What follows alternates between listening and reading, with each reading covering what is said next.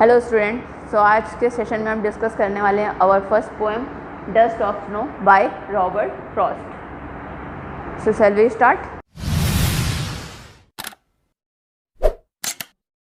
में हम स्टार्ट करते हैं अपनी पोएम से। तो सीन ये है कि पोएट विदाउट एनी रीज़न, कोई रीज़न यहाँ पर स्पेसिफिक दिया नहीं है पोएम में कि क्यों वो सैड है, बट वो सैड है ऐसा सीन क्रिएट किया गया है। तो वो कह रहा है the way a crow shook down on me the dust of snow from a hemlock tree. तो जैसे वो पास हो रहा है हेमलॉक ट्री के पास से, उसमें एक क्रो बैठा हुआ है, उसके शूक या हिलने से, अब ये भी यहाँ पर अननोन है कि वो हिला क्यों है, कि शिवरिंग हुई या वो उड़ने वाला था या वो उड़ के आकर ब्रांच में बैठा था, वजह क्या है, रीज़न क्या है उसके हिलने का, और ये स्पेसिफाई नहीं किया है। और ये भी स्पेसिफाई नहीं किया है कि पोएट का मूड क्यों सेट ऑफ था, क्यों वो इतना उदास था।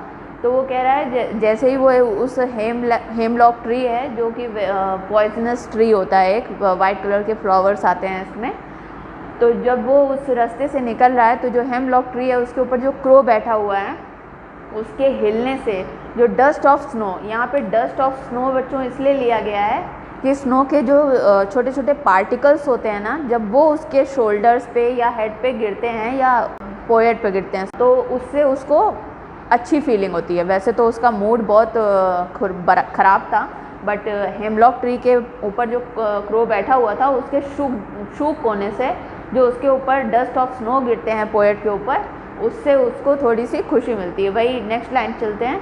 Has given my heart a change of mood and saved some part of a day I had rued. तो क्योंकि वो उदास था तो वो यही एक्सप्लेन कर रहा है कि हेमलॉक ट्री के ऊपर जो क्रो बैठा था उसके शूक होने से उसके ऊपर जो पार्टिकल्स गिरे स्नो के, अचानक से उसका मूड चेंज हो गया, खुश हुआ। जैसे आपके ऊपर भी कोई चीज़, कभी फ्लावर्स या कुछ भी आपके ऊपर थ्रो करते हैं या गिरते हैं तो आपको भी सडन हंसी आ जाती है, चाहे आप किसी भी मूड में हो, आपका थोड़ी देर के लिए सम पॉइंट ऑफ टाइम के लिए आपका मूड अच्छा हो जाता है।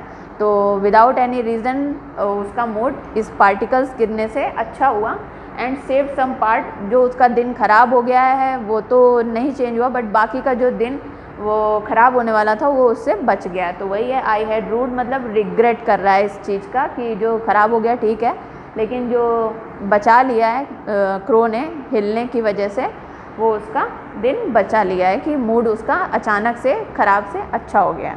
समरी डिस्कस करते हैं डस्ट ऑफ स्नो की। समरी में ये है कि ये जो सीन है पोएम का, जो प्लॉट है, the poem dust of snow by Robert Frost is a simple and short poem yet with a deeper and larger meaning. तो शॉर्ट पोएम है, 8 लाइन्स की है, बट जो उसका मीनिंग है वो बहुत डीपर है, बहुत अच्छा सिग्निफिकेंस है।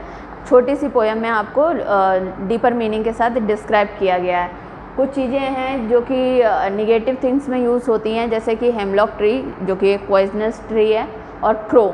तो जब इस पोएम में तो उसको सैडनेस या निगेटिव थिंग को डिस्क्राइब करता है, बट पोएट ने उससे ब्यूटीफुली तरीके से कि क्रो के हिलने से उस हेमलॉक ट्री पे जो बर्फ़ के पार्टिकल्स जमे हैं वो उस पर गिरते हैं पोएट पे, और सडन जो पोएट का मूड बहुत ख़राब होता है बट पार्टिकल्स गिरने से अच्छा हो जाता है। तो इस पोएट यही एक्सप्लेन कर रहा है। Poet explain how an act is pretty experiencing snow one's body can brighten one's day up। कैसे एक बॉडी पे स्नो के गिरने से किसी का दिन चेयरअप हो सकता है या ब्राइटन हो सकता है, ये बहुत ब्यूटीफुली तरीके से इसमें डिस्क्राइब किया। The message of the poem is put into words by Robert Frost. कुछ वर्ड्स में रॉबर्ट फ्रॉस्ट ने ये मैसेज पुट किया है कि मतलब हमेशा जो लार्जर सिग्निफिकेंस होता है वो छोटी छोटी चीज़ों को टच करने से या छोटी चीज़ों से भी आपको बड़ी रीज़न की खुशी मिल सकती है।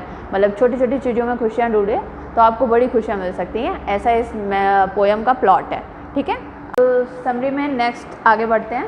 The poem is set on a scene where the poet in a bad mood and is walking by a tree. Mood में अच्छे मूड में नहीं है पोएट, और यही इस पोएम का पहला सीन है कि वो अच्छे मूड में नहीं है और एक ट्री के पास से गुजर रहा है। ट्री कौन सा है? The hemlock tree is a poisonous tree. As he passes by a crow happens to throw some snow dust on him, whether it falls on his head or shoulders is unknown as there is no specific mention in the poem।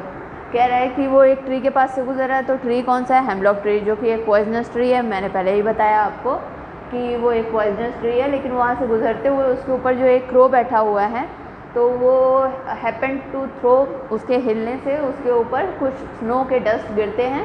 Whether it falls on his head और shoulders is unknown, ये उसके poet के head पे या shoulders पे गिरते हैं, ये अननोन है। क्यों अननोन है? क्योंकि यहाँ पर स्पेसिफिकली कुछ मेंशन नहीं किया है पोएम में, इन द पोएम कुछ मेंशन नहीं किया है। Also the readers are left in doubt about birds specific action, जो बर्ड्स है उसके स्पेसिफिक इस एक्शन में, या जो वो हिला है क्रो इस पोएम में, तो वो इसका स्पेसिफिक जो एक्शन है उसके बारे में भी डाउट है कि whether the crow was landing, मतलब लैंड कर रहा था, बैठा आकर ब्रांच पर, इसलिए शिवरिंग विथ कोल्ड का सीज़न है तो वो शिवर कर रहा है, काँप रहा है, इस वजह से वो हिला।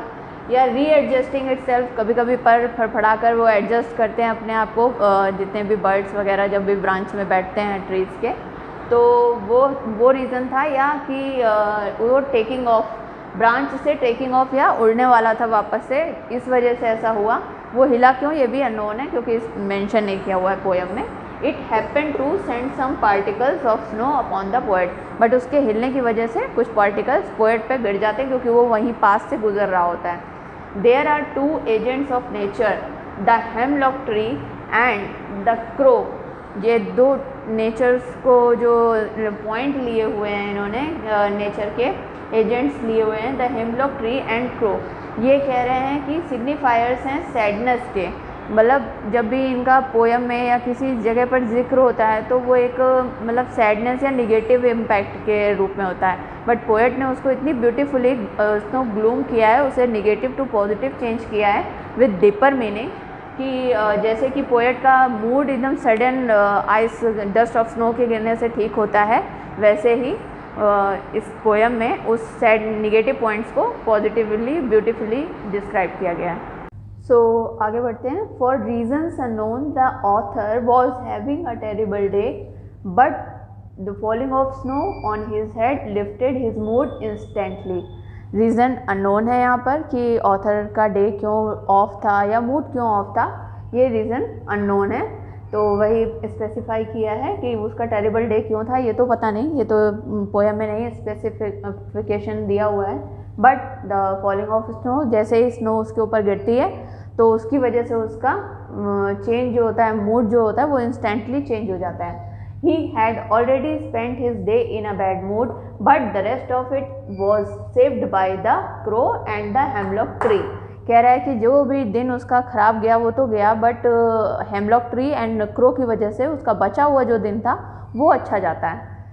मूड अच्छा होने की वजह से बाकी बचा हुआ दिन अच्छा जाता है। Generally hemlock tree and crow are used for negative references, जैसे मैंने अभी पहले भी बताया कि इस क्रो को और हेमलॉक ट्री क्योंकि पॉइजनस होता है तो इसका सिग्निफिकेंस तो निगेटिव है, but the poet use them beautifully to portray that inauspicious thing can bring joy and happiness to.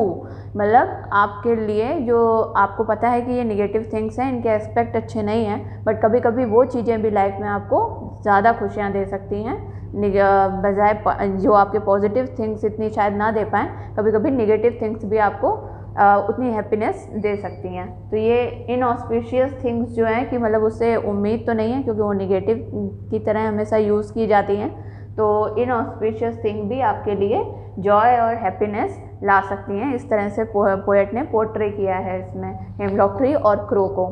One must not take things for granted and should be open. किसी भी चीज़ को आप टेक फॉर ग्रांटेड नहीं लेना चाहिए। कभी भी कोई भी चीज़ किसी भी तरह के आपका मूड चेंज कर सकती है, काम आ सकती है, वो चाहे कितना भी निगेटिव इम्पैक्ट क्यों ना रखती हो। ठीक है, फिर है आपका accept which ever way the nature chooses to blesses.